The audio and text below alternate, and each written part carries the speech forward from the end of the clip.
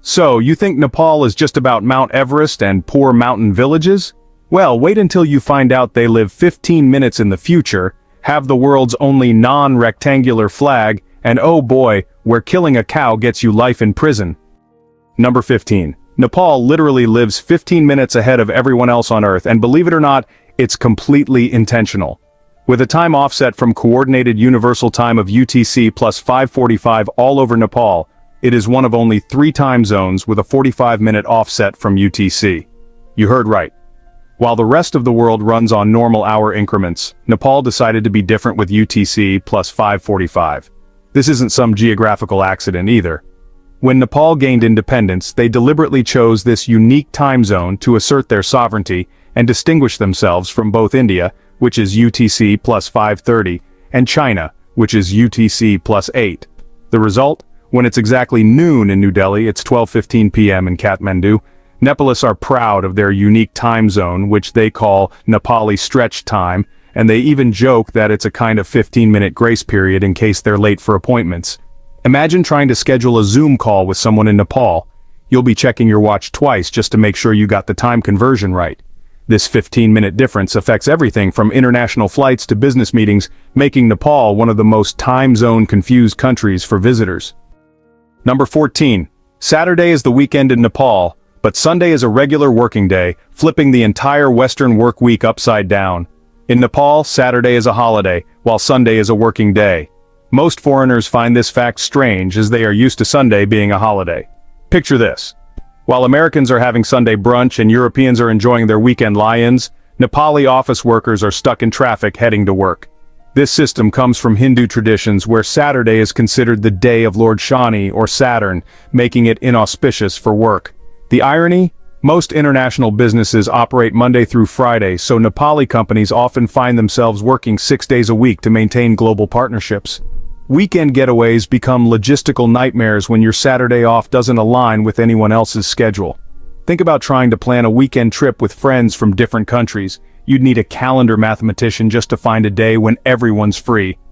This scheduling chaos extends to everything from international conferences to online gaming with friends abroad. Number 13. Nepal has the world's only non-rectangular national flag, and there's actually a mathematical formula to draw it correctly. The flag is made up of 2 triangular pennants stacked vertically, which represent the Himalayas, and symbolize that Nepal will exist as long as the sun and moon shine. But here's the scary part.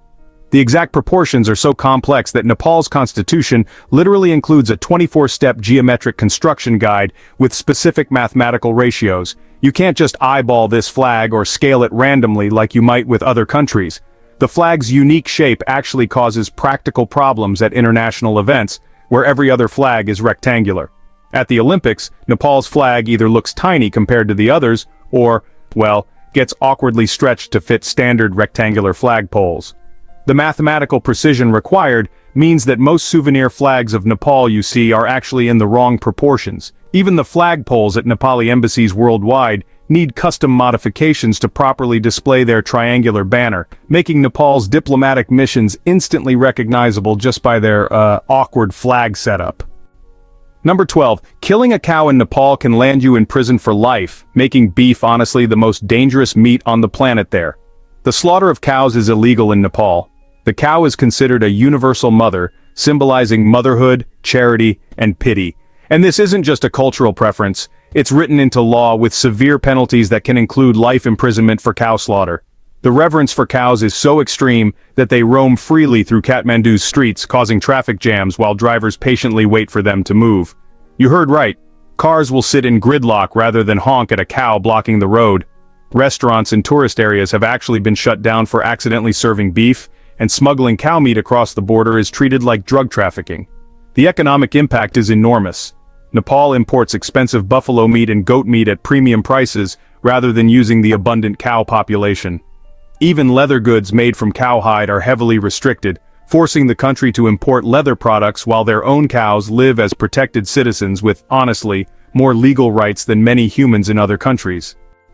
Number 11. Nepal speaks 123 different languages within a country smaller than Florida, creating a linguistic chaos that makes Google Translate cry. With over 100 different ethnic groups speaking 123 different languages all over the country, one can easily guess the magnitude of Nepal culture and its prevalence. Imagine, traveling from one village to another just 20 kilometers away and needing a completely different translator. The linguistic diversity is so intense that Nepali children often grow up trilingual by necessity, speaking their ethnic language at home, Nepali at school, and Hindi from Indian movies. Here's the funny part. Government officials conducting surveys in remote areas sometimes need chains of translators where person A translates from language X to Nepali, person B translates from Nepali to language Y, creating a linguistic telephone game with official documents. Some languages are spoken by fewer than 1,000 people, existing in single valleys cut off by mountain ranges. The internet age has made this even more complex. Most of these languages have no written form online, no digital keyboards, and certainly no Wikipedia pages, making them invisible in the digital world, despite being ancient cultural treasures. Number 10. Nepal has never been colonized by any foreign power, making it the only South Asian country to maintain complete independence throughout history. But this freedom came with a bizarre isolation price. Nepal has never been under foreign occupation, making it the oldest country in South Asia. While India, Pakistan, Bangladesh, and Sri Lanka were all under British rule, Nepal's rulers made a deal with the British Empire, complete isolation in exchange for independence. This meant that for over a century foreigners were completely banned from entering Nepal. No tourists, no missionaries, no traders, no diplomats, nobody. The first Western tourists didn't set foot in Nepal until 1951, making it one of the last countries on Earth to open to outsiders. Here's the scary part. This isolation was so complete that when Nepal finally opened its borders, they were decades behind in technology, medicine, and infrastructure. The country had no paved roads, no electricity, no modern hospitals, and no schools teaching anything beyond basic literacy. Think about it. While the rest of the world went through 2 world wars, the Industrial Revolution, and the early stages of modernization, Nepal remained completely cut off, like a time capsule frozen in the 18th century until the 1950s. Number 9. Nepal's earthquake risk is so extreme that Kathmandu is built on a dried-up lakebed that acts like jelly during seismic activity, amplifying earthquake damage by up to 10 times compared to solid ground. The 2015 earthquake killed nearly 9,000 people and destroyed over 600,000 homes. But here's the terrifying part. Seismologists say this was just a moderate earthquake and the big one is still coming. Nepal sits directly on the collision zone where the Indian tectonic plate crashes into the Eurasian plate at 2 inches per year, building up pressure that has to release eventually. The geography makes it worse. Most of Nepal's population lives in the Kathmandu Valley, which is essentially a bowl-shaped dried lakebed filled with soft sediments that shake like liquid during earthquakes. Ancient Nepali architecture used no metal reinforcement, relying on interlocking wooden beams that actually perform better in earthquakes than modern concrete buildings. The irony? Traditional Nepali houses often survive major earthquakes while newer concrete structures collapse, but building codes now require modern construction methods that are actually more dangerous. Every year, more concrete buildings go up in Kathmandu, creating a ticking time bomb of structures that will pancake when the next big earthquake hits. Nepal has more gods than people, with over 30 million deities worshipped across the country while the human population is only 29 million. That actually gives Nepal the world's highest god-to-person ratio. Walk through any Nepali neighborhood and you'll encounter shrines, temples, and sacred spots on virtually every street corner, each dedicated to different deities with their own specific powers and responsibilities. Here's the bizarre part. Nepalis regularly worship Hindu gods, Buddhist deities, and local animist spirits all in the same day, creating a religious syncretism that would probably confuse even the most seasoned theology professors. The same person might start their morning by offering prayers to Ganesh, the Hindu elephant god, light incense for Buddha at lunch, and then leave rice for local mountain spirits in the evening. Tantric traditions are, deep-rooted in Nepal, including the practice of animal sacrifices. 5 types of animals, always male, are considered acceptable for sacrifice: water buffalo, goats, sheep, chickens, and ducks. The religious calendar is so packed with festivals that Nepal actually has more official holidays than working days in some months. During Dashain festival alone, over 500,000 animals are sacrificed in a single day, while during Buddha's birthday, the same people practice strict non-violence. This religious intensity means that, well, construction projects routinely get delayed because workers discovered a new sacred rock that needs its own shrine. Nepal's internet is so unreliable that the country has developed an entire backup communication system using traditional drummers and hornblowers who can, honestly, send messages across mountain valleys faster than Wi-Fi. The mountains that make Nepal famous also make modern telecommunications a nightmare. Cell towers just can't penetrate those deep valleys, satellite internet is blocked by peaks, and fiber optic cables get destroyed by landslides every monsoon season. In remote villages, you're more likely to get news from a traveling messenger than from your smartphone. Here's the crazy part. During the 2015 earthquake, when all modern communication systems failed, villages reverted to ancient methods of drum codes and mirror signals to coordinate rescue efforts. Some mountain communities have developed such sophisticated acoustic communication systems that they can actually send complex messages across 10-kilometer valleys using combinations of drum beats, horn calls, and shouted relay chains. The government has, in fact, started incorporating these traditional communication methods into their emergency response plans because they're just more reliable than modern technology. Meanwhile, in Kathmandu, internet cafes still exist because home internet is so unreliable that people actually prefer to pay by the hour at shops with backup generators and multiple internet connections. Number 6. Nepal's currency system is so complex that the same bill can be worth different amounts depending on how dirty or damaged it is, creating a bizarre economy where money literally loses value based on its physical condition. Nepali rupees come in various series printed in different years, and older, more worn bills are often rejected by shopkeepers, banks, and even government offices. You heard right, your money can become worthless simply because it's too wrinkled or the colors have faded. This creates a parallel economy where fresh bills trade at a premium over old bills of the same denomination. Tourist areas have money changers who specialize in sorting rupees by condition, charging different rates for crisp versus worn bills. The banking system makes this worse. ATMs only dispense new bills, so if you have old rupees, you might need to find a bank willing to exchange them, often at a loss. Here's the scary part. During festival seasons when everyone needs new bills for religious offerings, the premium for fresh rupees can reach 10 to 15% above face value. Small vendors often refuse damaged bills entirely, leaving tourists stranded with worthless money that's technically legal tender.